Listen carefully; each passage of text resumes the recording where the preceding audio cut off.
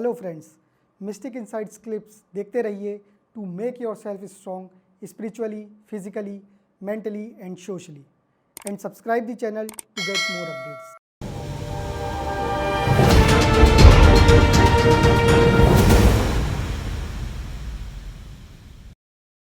और ये ट्रेंड वैसे उसके बाद बहुत बढ़ गया कि छोटी बच्चियों ने, जब पिता ने डांटा बॉयफ्रेंड से मिलने के लिए या बहुत ज़्यादा मोबाइल फ़ोन मत यूज़ करो, बच्चे पढ़ने का समय है, अक्सर पिता डांटते हैं, माताएं भी बोलती हैं, लेकिन पिता अक्सर डांटते हैं क्योंकि पिता का रोल हमेशा कड़क होता है।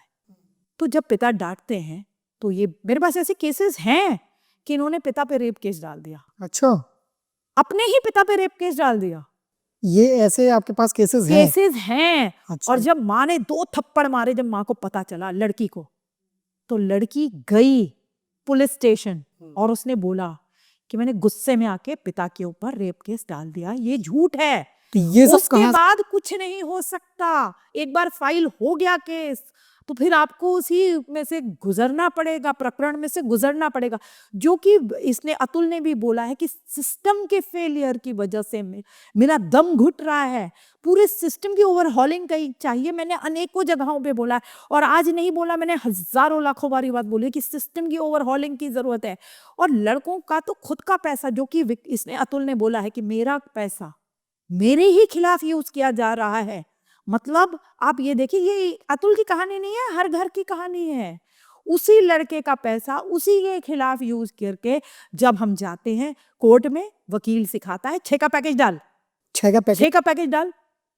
लड़के के ऊपर 498 है, कुछ होने वाला नहीं है। 498 में अरनेश कुमार की जजमेंट आ गई थी जिसमें कि परिवार को गिरफ्तार नहीं करेंगे, और लड़के ने भी कुछ बहुत ही ज्यादा ब्रूटल कर दिया होगा, बहुत ही ज्यादा आपके पास एविडेंस होगा तब लड़का गिरफ्तार होगा, नहीं तो नहीं होगा। तो मतलब ये जो आपने, बहुत ही एक नेक इंसान थे, ये इनकी वजह से ये जजमेंट आ गई।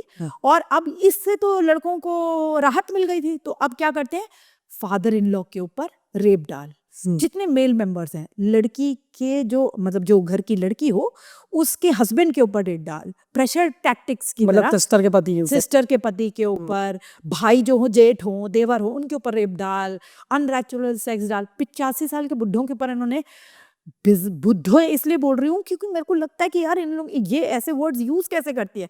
कहती है इस बुढ़े पे मैं रेप डालूंगी, लड़के को बता के जाती हैं।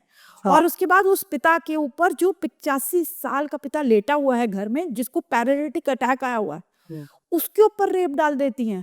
हर केस में लिख देंगी 5 बजे उठ करके मेरे कमरे में आ जाता था, मैं कपड़े बदलती थी, बाहर से देखता था। एक लड़का है योगी आदित्यनाथ जी के साथ, वो काम करता है, ऐसा उसने बताया है। मुझे पता नहीं वो कितना काम करता है, क्या करता है, मैं उसकी पुष्टि नहीं कर सकती क्योंकि मेरे पास इतना टाइम नहीं है कि उसकी छानबीन करूं कि कितना करता है। उसने मुझे बताया कि मेरी वाइफ ने, मेरे जो माँ है, पिता है, माँ को तो अलग रह रही, माँ पिता वही रूम में रह रहे हैं, मेरी वाइफ ने घर का कब्जा कर रखा है और उन्होंने आरोप लगाया है मेरे पिता के कि वो मेरे टॉयलेट में झांकते थे। अच्छा, ये ऐसे ऐसे आरोप लगाए हैं, और नोएडा पुलिस और फलाना पुलिस, सब पुलिस को लगा रखा है। हम सब घर छोड़ जाट के जा चुके हैं, घर में वो अकेले रह रही है, पूरे घर पे कब्जा कर रखा है। तो ऐसे तो ये पहला केस नहीं, ऐसे तो बहुत सारे नहीं केसेस। तो जैसे आपने कहा कि कोई बुजुर्ग है उसको पैरालिसिस अटैक भी आया है, मान लीजिए उसकी मेडिकल रिपोर्ट्स भी बता रही है, तो कानून को नहीं दिखेगा ये कि वो जा सकता है उठ के? अरे मैं तो ये कह रही हूँ कि दिखता, पहली बात तो एंटी मैन है सारा कुछ, वो जब तक एविडेंस, कितने सालों लग जाते हैं, इतने सालों, बस तारीख पे तारीख। जस्टिस, वही तो अभी आपको बोला कि justice delayed is justice denied. आपको 10 साल बाद, 20 साल बाद आपको एक्विटल मिल भी गई तो आप तो बलात्कारी घोषित हो गए। जैसे नाना पाटेकर, विवेक अग्निहोत्री, गणेश आचार्य पे जब मीटू लगाया तो ये तीनों बलात्कारी है ना, तीनों बलात्कारी हो गए, इनके ऊपर आरोप लगाया। तो अब जब तक इनका क्लियर भी हो गया, नाना पाटेकर को, नाना पाटेकर जी को तो क्लियरेंस भी मिल गई, सब क्लीन कुछ चिट भी दे क्लीन दी। चिट है जी। क्लीन चिट देने के बाद भी आज भी वो बलात्कारी ही है, क्योंकि जब बलात्कारी बनाया था तब तो हजारों लोगों ने डिस्कस किया, लेकिन क्लीन चिट दी तब किसी ने अच्छा, एक चीज ये देखी गई है कि जब क्लीन चिट मिलती तब वो कोई नहीं नहीं आता, तब डिस्कस करता। अनाउंसमेंट नहीं होते, मीडिया में नहीं आता है, बिल्कुल, क्राइम जरूर आ जाता है जी, पहले से, जबकि वो साबित नहीं वो हुआ। बलात्कारी को बना करके सब अकाउंटेबल है, सब अकाउंटेबल हैं, इनकी सबकी अकाउंटेबिलिटी है। मीडिया भी नहीं दिखाती ना, उस चीज को नहीं दिखाती। आप सर्वजीत को क्या बना दिया था, पवर्ट, दरिंदा, दिल्ली का दरिंदा। सर्वजीत कौन है, वो लड़का सरदार जी जो कि रेड लाइट पे खड़ा था, तिलक नगर की रेड लाइट पे, जहाँ 100-200 बहुत बिजी रेड लाइट है, वहां पे 100 लोग आम तौर पे होते ही होते हैं। अब लड़की थी वो जसलीन कौर, एज पर उस लड़की वो आपके लिए काम कर रही थी उस समय। अच्छा। ये पुरानी बात है, 7-8 साल पुरानी बात है। उसने कहा कि मोलेस्टेशन कर दिया इन्होंने मेरा, पुलिस पहुंच गई, दिल्ली पुलिस घर पे। तो अब जब दिल्ली पुलिस घर पर पहुंच जाएगी, आपको अरेस्ट वरेस्ट करेगी, तो कितनी क्या होगा पूरे परिवार के साथ, कितना परिवार टूट गया। अच्छा, उस ऐसा होता है तब तो महिलाएं को बहुत ज्यादा चमक गई, उनको कोई दे रहा है 20,000, कोई दे रहा है 50,000, कोई कह रहा है नौकरी देंगे। अपने सारे केजरीवाल साहब ने भी और सबने उनको इनाम देने शुरू कर दिए, इनाम मिलने शुरू हो गए उनको। और वो तो कनाडा भाग गई, कनाडा निकल गई। बेचारा लड़का 6 साल तक कोर्ट के चक्कर काटता रहा, 6 साल। बताइए, रेड लाइट पे खड़े खड़े अपने बाइक पे भी मोलेस्टेशन हो जाता है, कोर्ट को नहीं दिखता। बताइए ना, कोर्ट को क्यों नहीं दिखा? रेड लाइट पे खड़ा है, क्यों नहीं दिख रहा कोर्ट पे? निकिता तोमर, मैं तो यहाँ पे लड़की का भी नाम ले रही हूँ, निकिता तोमर, जिसको डे लाइट में मर्डर कर दिया गया था बल्लभगढ़ में, आज तक उसे इंसाफ क्यों नहीं मिला? श्रद्धा के 35 टुकड़े कर दिए थे, आराम से बैठा हुआ है ना तिहाड़ जेल में, बिरयानी खा रहा है, लॉ की किताबें पढ़ रहा है, आराम से बैठा, लॉ की किताबें पढ़, और वो एक दिन छूट जाएगा। मैं तो ये हजारों बार बोली बात कि वो छूट भी जाएगा, छूट जाएगा। वो पढ़ इसलिए रहा, पढ़ ही इसलिए रहा है। और ना भी पढ़े तो उसे ये संदेश तो पहले दिन ही दे दिया गया था कि तुम छूट जाओगे, तुम चिंता ना करो, तुम छूट जाओगे, तुम 35 छोड़ो, 50 टुकड़े करो, कोई फर्क नहीं पड़ता इस देश में, इस देश का कानून बिकता है। तो यही तो अतुल ने कहा है कि सिस्टम ही पूरा गलत है। मैं तो टूट गया सिस्टम से। एक पत्नी से तो शायद मैं लड़ जाता, लेकिन ये पूरा सिस्टम को बदलने की जरूरत है। करप्ट जुडिशरी, करप्ट पुलिस, बेईमानी हर जगह है। इतनी करप्शन से कैसे लड़ूं, किस किस जगह पे लड़ूं, कहां कहां लड़ूं? तो तब वो टूट गया था, और उसके बेटे को, मेरे अंश को मुझे नहीं देखने को दे रहे।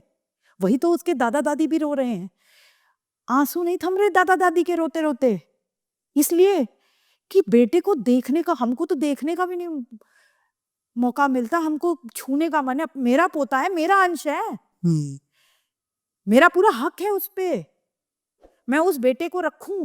लेकिन वो बेटा कब मिलेगा मुझे, और मिलेगा कि नहीं मिलेगा? तो वो मेरे को हाथ पकड़ के बोल रही, बेटा मिलेगा कि नहीं मिलेगा, दिलवा देगी ना? मतलब ऐसा भरोसा, ये पहली माँ नहीं है जिसको मेरे पर इतना भरोसा है, ऐसी लाखों माएँ हैं जिनको बहुत भरोसा है। क्योंकि जब एक बेटे के ऊपर फर्जी केस आता है, सबसे ज्यादा दुविधा में उसकी माँ आती है। आपको पिता के ऊपर भी बहुत दुविधा आती है, लेकिन पिता बोलता नहीं है, पिता अंदर अंदर घुटता है, लेकिन माँ रो रो के, माएँ बहनें बहुत परेशान हो जाती हैं। ज्यादातर माओं को पैरालिटिक अटैक या हार्ट अटैक ऐसे आते, इतना कुछ हो जाता है। बेचारी माएँ उस टाइम बेटे का गम नहीं झेल पाती। ये तो अटल सत्य है। तो ये जो हमने महिला वुमेन एम्पावरमेंट का जो झंडा फहराया था, इसमें अगर सबसे ज्यादा भुक्तभोगी भोगी हैं तो माएँ और बहनें हैं। 1:2 का रेशियो है, बड़े खुल के बोल रही हूँ, दोबारा रिपीट कर रही हूँ, 1:2 रेशियो है। एक बहू जो CAW सेल में जाती है, फर्जी कंप्लेंट लिखाती है, आप उसकी सुनवाई करते हैं, वहीं पे एक माँ और बहन का रोना बिलकना, उसकी बातें आपको नहीं सुनवाई देती। आप ये कितनी तो माओं ने मुझे लेटर भेजा हुआ है कि CAW सेल ने बोला कि हम माओं की नहीं सुन सकते, हम बहू की सुनेंगे। तो या गर्लफ्रेंड्स जाती हैं रेप का केस डाल करके, तब रेप का केस 20 लाख, 2 करोड़, 3 करोड़, 4 करोड़, मैंने खुद से देखे हुए सेटल होते, खुद से। दूसरों को भूल जाओ, जिसकी जितनी औकात, अच्छा उतने पैसे दो। तो रेप हुआ था या नहीं हुआ था, मुझे ये पूछना है। रेप केस जितनी देर में, अगर मैं और आप बैठे ना, पिज्जा आप, मैं आपको अगर आपको कहूँ कि पिज्जा डिलीवर कर लीजिए, मंगवा लीजिए, सॉरी, तो जितनी देर में पिज्जा डिलीवर होगा उतनी देर में रेप केस आ जाता है। छोटी सी अनबन और रेप केस आया। तो भय का माहौल किसके लिए? लड़कों के लिए।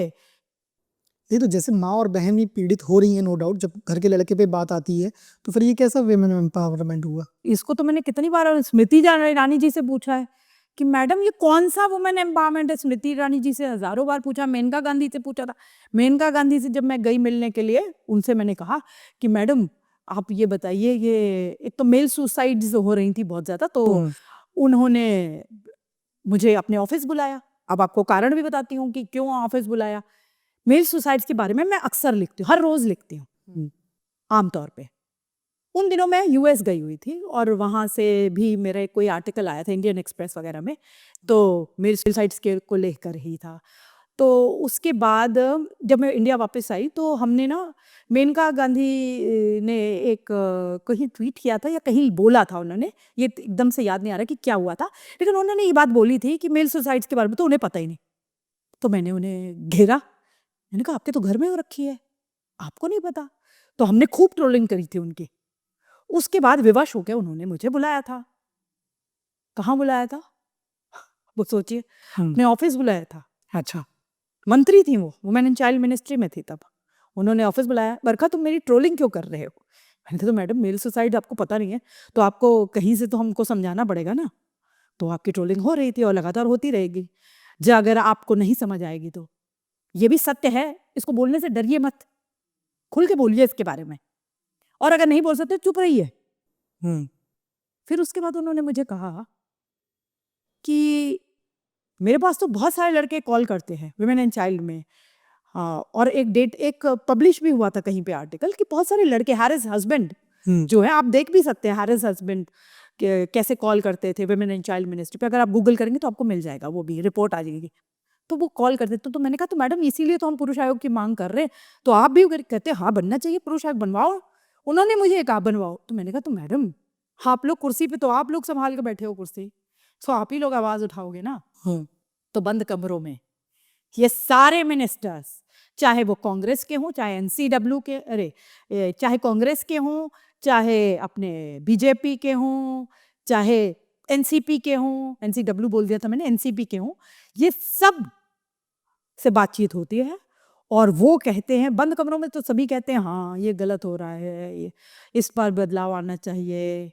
किरण रिजिजू जी ने तो एक बार पार्लियामेंट में मेरे कहने से इस बात को उठाया था। आप चले जाइए हिस्ट्री में पार्लियामेंट के और ढूंढ सकते हैं आप लोग, आप सब लोग ये ढूंढ सकते हैं। उन्होंने 498 के बारे में जिक्र किया,